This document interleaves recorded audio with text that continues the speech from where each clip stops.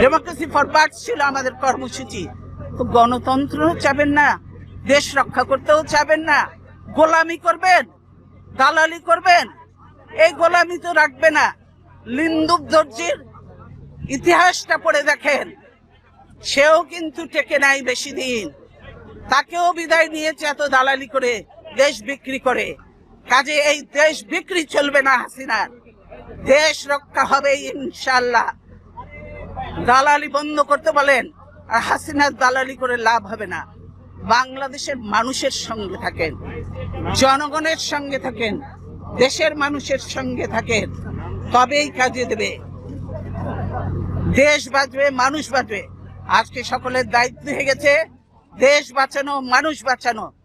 আর আপনারা ঘরে ঘরে ঢুকে এখন মানুষ হত্যা করছেন, মনে করেন যে এগুলোর হিসাব নেই।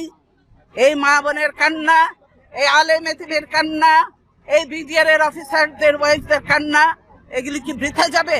এগুলি কোনোদিনও বৃথা যাবে না। আজকে যারা এই জুলুম নির্যাতন করছেন, তাদেরকে এদের মতো একদিন চোখের পানি ফেলতে ফেলতে, বুঝতে বুঝতে তারা চোখ অন্ধ হয়ে যাবে।